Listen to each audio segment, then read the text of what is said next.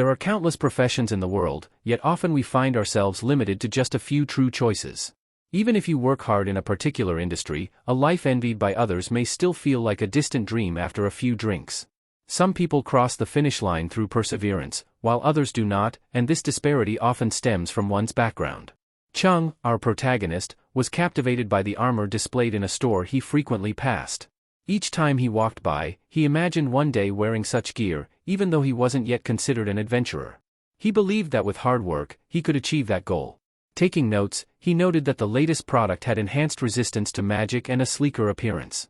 He thought that the defense rate against attacks could potentially reach 15%, as this new model didn't seem significantly upgraded from its predecessor. Suddenly, an agent warmly welcomed two new customers. One was accompanied by a bodyguard, who reminded him that they had little time left to process a batch of adventurer membership applications. The bodyguard indicated that these applicants were unlikely to qualify for strategies at other guilds, and Hexian, the main customer, ordered his assistant to reject all applications, deeming them unworthy. The agent approached Hexian, mentioning that they had just received new items and offered to introduce them. Hexian agreed, and they moved to the area showcasing the latest gear. The agent explained that the new items were specifically designed for harsh environments, with armor reinforced for poison and cold resistance. Meanwhile, Chung continued to examine the new armor, taking notes. Hexian's attention suddenly turned to Chung, and he asked if he was a reporter. The agent clarified that Chung was simply a regular customer who often visited the store. Hearing this, Hexian stepped closer, revealing that he was just a level 3 adventurer. Chung was taken aback and confused, asking if Hexian needed something. Hexian activated his skill perception, which displayed Chung's stats: level 3, 6 portals entered, and 0 cleared. Annoyed, Hexian scoffed at Chung's note-taking, belittling him for comparing different gear when he hadn't even completed the simplest level strategy. He criticized Chung for being supported by the association through hard-earned taxes, implying that he was wasting resources. Feeling pressured and unsure of how to respond, Chung apologized and tried to leave. However, Hexian grabbed his shoulder, preventing him from walking away, and admonished him not to be rude while speaking with others. In that moment, Chung just wanted to avoid conflict and escape the situation as quickly as possible. Suddenly, Hexian gripped Chung tightly, an electric energy crackling in his hand as he questioned how Chung had reached level 3 without clearing a single dungeon. Chung stared back, then shrugged off Hexian's grasp, stating firmly that he didn't want to be touched, the force of Hexian's grip sending a jolt through the air. Hexian, angered by Chung's words, shot him a menacing glare. Chung coughed violently, realizing he had been affected by Hexian's magical power and was experiencing an allergic reaction. In response, Hexian activated his manifesting arm equipment, clenching his fist as a surge of electric energy coursed through him. He then punched Chung squarely in the stomach, delivering a powerful blow while asking if he couldn't touch him because of that. Chung collapsed to the ground as Hexian berated him, calling him pathetic and insisting that if he wanted any dignity, he needed to make an effort to improve. Hexian expressed his suspicion that Chung might be a spy, threatening him with dire consequences if he reported him to the association. The agent rushed to help Chung to his feet, asking if he was okay, noticing that blood was trickling from his nose. Chung assured her he was fine as he tried to staunch the bleeding. Despite having no personal grudge against Chung, Hexian warned him that if they crossed paths again, he would kill him, advising him to stay away. He then instructed the agent to stop worrying about Chung and focus on introducing the new products. The agent hesitated, concerned for Chung, but he insisted he was fine and thanked her. As Chung left the store, he walked away as if nothing had happened, glancing back at the store. He felt somewhat better, recognizing that Hexian seemed to belong to a powerful guild, and decided it would be wise to avoid trouble with him. Chung, a level 3 adventurer without a profession, realized that he could never truly become an adventurer. A professionless adventurer had no future. One day, strange portals appeared worldwide, leading experts to study the data emanating from them. Initially, only a few monsters emerged, but their numbers quickly escalated, overwhelming the situation. Various countries formed joint military forces, but modern weapons proved ineffective against the creatures. Fortunately, just before resorting to nuclear options, some warriors emerged, displaying extraordinary powers during battles with the monsters. This discovery led to the adventurer profession, allowing ordinary people to gain this status by defeating monsters, akin to earning powerful rewards in a game. Chung was thrilled when a system window unexpectedly popped up, announcing his rewards after defeating a monster. However, his excitement quickly turned to confusion and disappointment upon seeing the result. He had drawn something rarer than the highest level rewards, despite the industry developing for years. Adventurers had become one of the most promising professions for wealth, with those displaying exceptional talent soaring to fame and becoming idols. Since the average adventurer struggles on the brink of life and death for survival, the Adventurers Guild has implemented a straightforward and efficient competition system that emphasizes the importance of talent. Those blessed with talent, power, and wealth dominate most of the available resources, leaving ordinary individuals with little choice but to become scattered and unaffiliated. Meanwhile, those from underprivileged backgrounds are often consumed in this relentless resource hunt. In an abandoned building area, an adventurer named Chung, a level 3 without a profession, found himself in a precarious situation. Despite being an adventurer, he knew he could never truly become one. A professionless adventurer had no future. Suddenly, Chung's teammates called him over, and he was surprised to see them there. He greeted his uncle, Jongguk, and friends Changho and Yal. His uncle explained that today's dungeon appeared to be an E-level 1, but surprisingly, several level 20 adventurers had shown up. Chung understood that it should have been at least a D or C level dungeon. He pulled out his notebook, speculating there might be something special inside. His uncle, familiar with Chung's habits, anticipated he would whip out his precious notebook again. At that moment, a girl named Shan, a level 6 healer, excitedly waved at everyone. She interrupted their conversation, noting that even if there was something valuable inside, they likely wouldn't get anything from it. Chung closed his notebook and clarified that he recorded not only drops but also details about the dungeon's minerals and ecological environment. Shan pointed out that they wouldn't even have a chance to raid the dungeon, questioning the usefulness of his notes. Chung reflected that his research wasn't entirely pointless. Understanding the dangers of dungeons could significantly increase their chances of survival.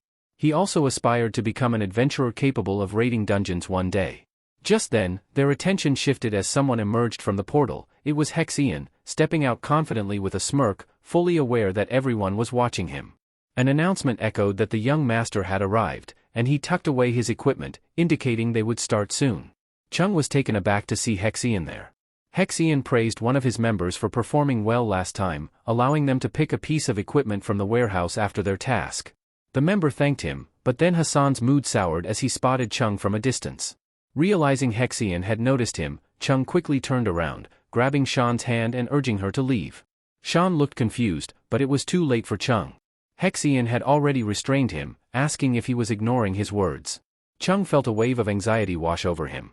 Chung pushed aside his fear, shaking off Hexian's grip and asserting that his whereabouts were none of Hexian's concern. This infuriated Hexian, who seized Chung by the head and kicked him in the abdomen. The force knocked Chung to the ground, triggering his allergic reaction to magic. Hexian tightened his grip on Chung's head, conjuring a massive fireball and reminding him that he was the one who assigned them a worthless job. He warned Chung that if he made him angry, he could kill him right then and there without anyone intervening. Noticing something off about Chung, Hexian asked if he was sick, as he was coughing and had a bleeding nose. Fortunately for Chung, a security officer from the association intervened, demanding that Hexian let him go or she would report him for his behavior, as the association's leader had prohibited such treatment. Hearing this, Hexian redirected the fireball, launching it away from them.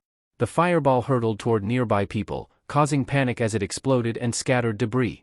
The security officer scolded Hexian, but he merely smiled and joked that his hands had slipped after holding the fireball for too long. He stood over Chung, belittling him as a natural-born loser who aspired to be an adventurer without any talent, questioning the point of his existence. Meanwhile, Chung struggled to his feet, anger boiling within him as he faced the wound on his face. As Chung slowly walked away, Shan rushed to him, concerned for his well-being. Hexian, in contrast, invited the security officer to join him for a drink. Nearby, the fire mage and the tank smirked, plotting to intimidate Chung further, with the mage inquiring about the special treatment Hexian had mentioned. Hexian agreed, instructing them to leave the rest to him. The tank then announced that it was time to form a line before entering the portals. They detected magic suitable for levels 3 to 5, noting that the monsters had already been cleared, meaning even low-level adventurers wouldn't be in danger. Shan continued to worry about Chung's condition, asking if he was okay. Chung reassured her that he was fine. The portal led to another world, constantly emitting magic. By measuring the leaked magic, they could ascertain the level of danger inside. Using their specialized tools, they found the level to be unknown, as dungeons were ranked from A to E. However, based on his experience, Chung had only encountered E and D-level dungeons. E dungeons were generally suitable for adventurers between levels 1 to 5, but they weren't there to raid, they were there to gather minerals. Typically, adventurers engaged in this work were below level 10, often failures pushed out of the industry, with few opportunities to enter dungeons unless hired. As Chung and Shan approached the portal, Chung reached out, ensuring it wouldn't close until they had completed their task. However, the dungeon drops and boss loot were not their concern. Whenever Chung's body comes into contact with magic, it triggers a rejection reaction that inflicts unbearable pain. As a result, he has no choice but to endure it, otherwise, he wouldn't survive in the Tower of Forgetfulness. After successfully entering the tower, Chung's allergy was activated upon stepping through the portal, causing his nose to bleed. He knelt on the ground, gritting his teeth against the pain. Shan and his uncle rushed to his side, asking if he was okay. Meanwhile, the mage and defender noticed Chung's struggle. The mage teased him, calling him the abandoned adventurer, while the defender mocked him for being a loser because of his condition. After a few minutes, Chung's body returned to normal. He was accustomed to this embarrassment, as it happened every time he encountered magic. Just then, the assault warrior instructed everyone to get started in the area. Shan, still concerned about Chung, scanned the surroundings and was surprised to find him in a corner, focused on switching stones as he dug. Chung's two uncles felt pity for him. One uncle, who had just recovered from vomiting blood, commented on Chung's hard work, while the other uncle mentioned the teasing about him being the abandoned adventurer. Curious, the second uncle asked what that meant. The first uncle explained that during the adventurer's awakening ceremony, some individuals have a rare chance of developing a condition similar to a hidden profession, where their bodies reject magic, leading to allergic reactions. This condition, referred to as magic disease, could cause severe damage to their organs and, in the worst cases, result in sudden death during battles when using skills. Even healing spells could become lethal. Those afflicted were typically labeled as abandoned adventurers. Chung's status indicated that his body could not withstand the burden of adventure magic, preventing him from obtaining a profession. Despite being level 3, he had entered numerous portals for work, gaining minimal experience. If he hadn't been afflicted, he could have been a powerhouse. Realizing he couldn't fight, Chung focused on farming crystals, knowing that the meager experience from exploration was his only way to level up. While treatment for magic disease was possible abroad, it required significant funds. Chung pulled out a piece of paper from his pocket, an advertisement for the Adventurer Guild, recruiting strategy advisors to plan routes and dungeon tactics. This document inspired him to earn enough money to cure his condition and acquire equipment, igniting a passion within him. He vowed to become an adventurer once more. Just then, a cart full of crystals arrived, and someone asked if this was the last load. Chung was busy loading his crystals onto the cart when someone reminded the group that they needed to leave soon. Staying any longer would risk attracting higher-level adventurers, making the dungeon more dangerous, something everyone agreed on, as they couldn't handle level 20 monsters. Chung's attention shifted as he sensed something strange in the area. He looked toward the Tower of Forgetfulness, feeling a strong magic emanating from it, and wondered if the final boss room was located there. Realizing there might not be just one boss in this dungeon, he suspected there were two, given the presence of two towers. Suddenly, someone slashed his back, causing him to drop the crystals. Panic ensued, especially from Shan, who rushed to Chung, asking what was happening. The mage interjected, telling her not to blame them since the boss had instructed them to look after Chung. The assault warrior threatened everyone, warning them to back off if they wanted to live. Chung's allergies flared up, recalling Hexian's words about why he kept being targeted. Clutching the painful area on his left side, Chung listened as the mage explained that Hexian had mentioned his magic disease and felt pity for him, ordering them to send him away. However, Chung stood up, fighting through the pain. Shan urged him not to confront them, but he ignored her, feeling that being a useless adventurer was almost a crime in itself. The mage summoned his skill, belittling Chung for wanting to be an adventurer despite his illness. He threatened to use his highest level skill to kill Chung in one blow.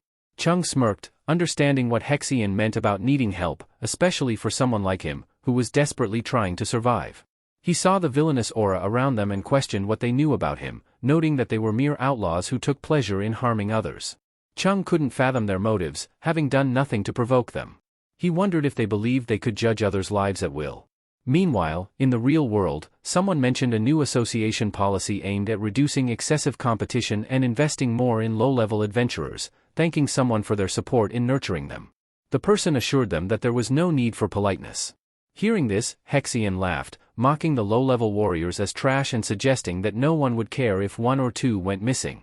The caller advised him to be cautious, warning that if the inspection department got involved, no one would be able to help.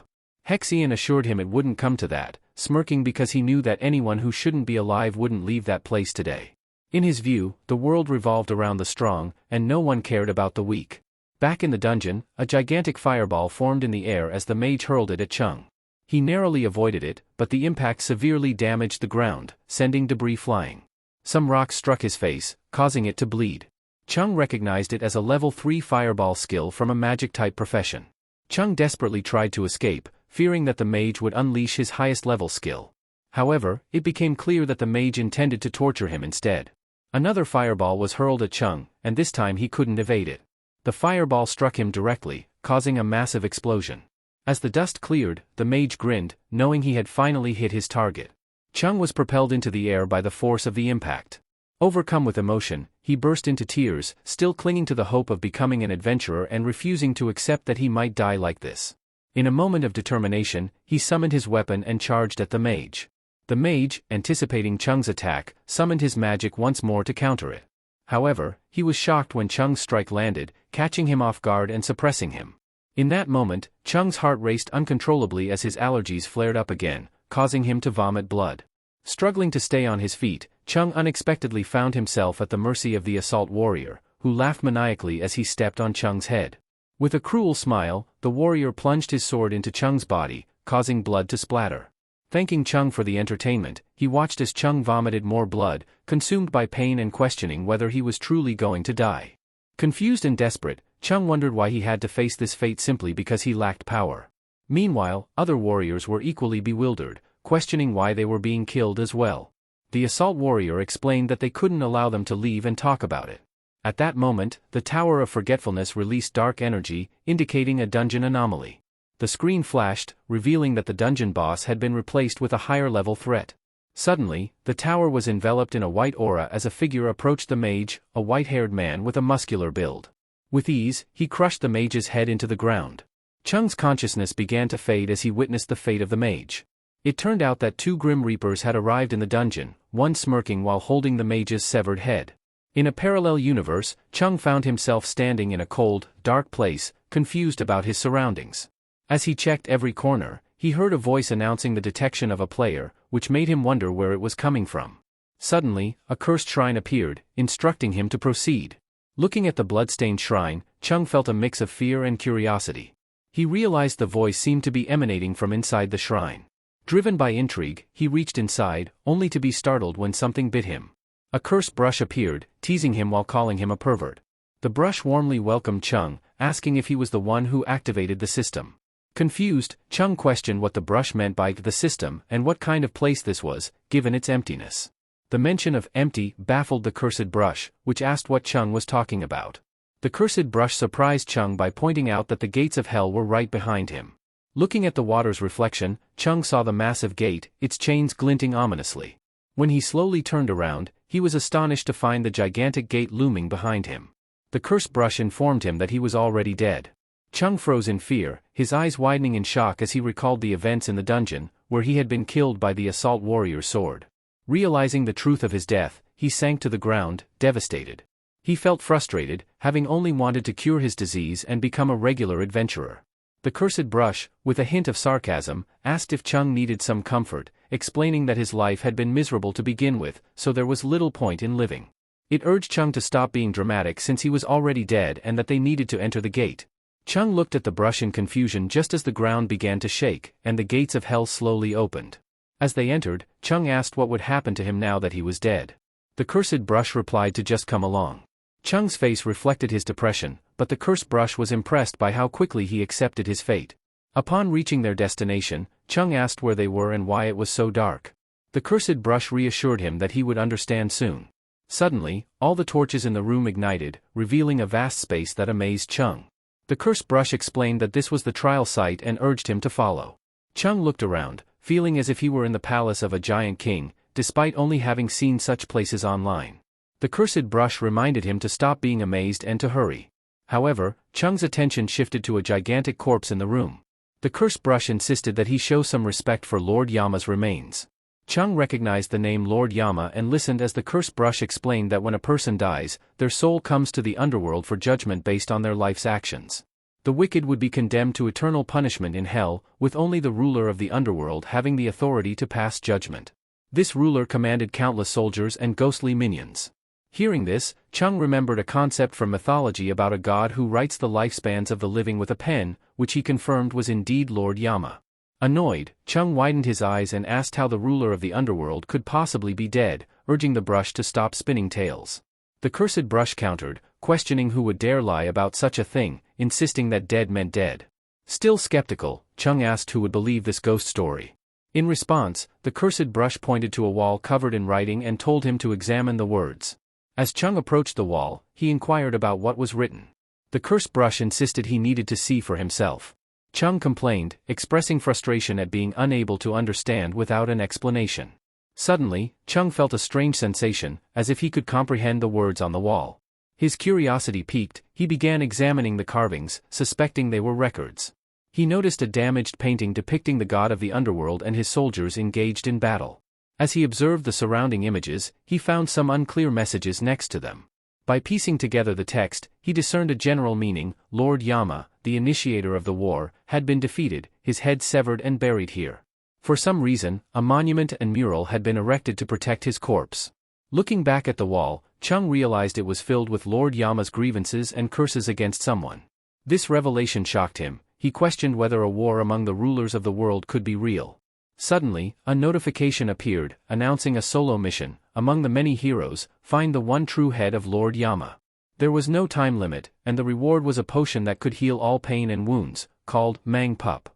After reading it, Chung wondered if this pen was related, but the cursed brush interrupted, explaining that this was the trial mentioned earlier. Completing it would allow him to return to life. The brush revealed that Chung was only half dead, not truly dead, which startled him. He had believed he was completely dead. In frustration, he bonked his head and fell to the ground. Reading the notification again, Chung realized he wasn't entirely dead, at least not in the conventional sense. Although he wasn't sure if this place was a dungeon, the most important thing for him was to come back to life. He pondered whether completing the mission would lead to his resurrection. Despite the doubts surrounding the task, the Mang Pup potion seemed to hold the potential to cure his long-sought disease. Determined, he quickly pressed the yes button, willing to take the risk. Suddenly, a multitude of heads began to fall from above. As they descended, Chung panicked, realizing the heads were staring at him. He immediately asked the cursed brush about the heads. The brush informed him that the trial had begun. Chung clarified that out of so many heads, only one was real, but the cursed brush explained that these heads were piled like a mountain. Feeling helpless, Chung asked how he was supposed to find the right one. The cursed brush teased him, saying that if it were easy, it wouldn't be a trial. Determined, Chung started searching for Lord Yama's head, picking through the options one by one, noting that many clearly weren't the right one.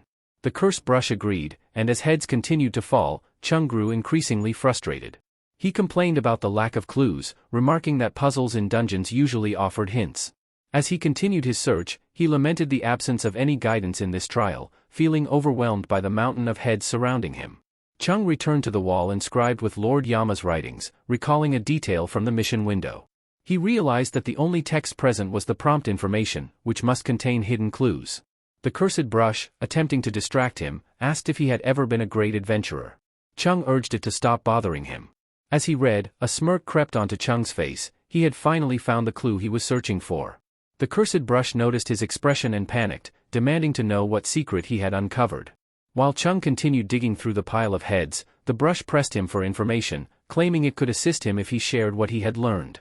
After several minutes of searching, Chung moved to another pile of heads.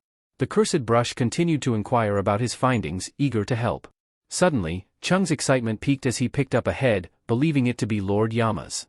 He examined it closely, noting the inscription that indicated Lord Yama, even in death, continued to glare at his enemies, with a large scar from the final blow he had not avoided.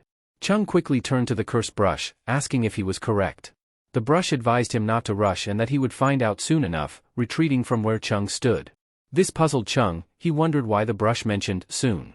Just then, the right eye of the head emitted a laser light, and Chung realized it was about to explode. A massive explosion ensued, and unfortunately for Chung, he was caught in it. He was thrown back onto the pile of heads, sustaining significant damage from the blast. Weakly lying there, he told the cursed brush that the head had exploded. The brush, teasing him, expressed mock pity, suggesting he had made an error. Chung quickly stood up, feeling pain radiating throughout his body, and questioned where he had gone wrong. The inscription had only mentioned details about Lord Yama's face, leading him to suspect that Lord Yama might not have a human visage. Despite the pain, he pressed on, determined to find Lord Yama's head, convinced there had to be other viable options. Seeing Chung's determination, the cursed brush complimented his hard work and promised to reveal some secrets. Chung paused, intrigued, as the brush explained that there was a time limit for the trial, specifically, the time it took for the black and white impermanents to completely clear the dungeon of intruders. Chung's accidental death had activated the system, which began running according to its preset program. The black and white impermanence was meant to eliminate monsters that caused player deaths, but in reality, it was humans who had led to his demise, including some of his companions. The brush warned that unless Chung completed the trial and took over the system, the black and white impermanence would kill every living thing present. Chung was frozen in place, struggling to process what he had just heard. Sweat began to bead on his forehead as his mind raced with questions. He thought of Zahn and the others, worrying whether they were okay or if they were currently battling the black and white impermanence. Driven by desperation, he started digging furiously for the head, realizing that the time it took to eliminate the intruders might coincide with the trial's time limit. If he didn't act quickly, everyone would die. As he searched, he was determined to find the answer as soon as possible. If he failed to hurry, the lives of everyone in the dungeon would be at stake. Suddenly, he spotted a head that resembled the one he sought and rushed toward it, calling out that he had found it. However, as soon as he touched it, another large explosion erupted, and this time, the force knocked Chung unconscious. When he regained consciousness, he found himself buried in a pile of heads. He quickly raised his hands and stood up, panicking as he asked how long he had been out. The cursed brush flew close to him, informing him that he had been unconscious for about 20 minutes. Shocked, Chung realized how long it had taken before he collapsed. The cursed brush then revealed that he had triggered a trap. Chung inquired whether this was punishment for the puzzle, glancing at the heads floating above. The cursed brush reminded him that time was running out. Hearing this, Chung's expression turned serious, causing him to freeze again. Then, unexpectedly, he broke into a devilish laugh, startling the cursed brush.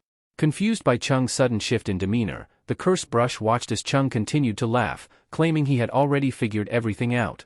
He questioned the existence of the potion and his own status as half-dead.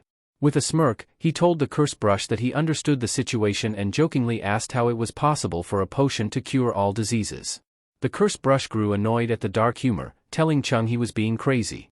It explained that in online strategy records, there were often reports of dark dungeon rules designed to toy with people's emotions. These rules could range from tormenting individuals to inciting them to kill one another, constantly swinging between hope and despair. The brush highlighted that the multitude of heads was deliberately created for Chung to choose from, but in reality, there was no correct answer. Ultimately, it was just a demonic level meant to manipulate human nature. The only truth was that it was playing with people's hearts.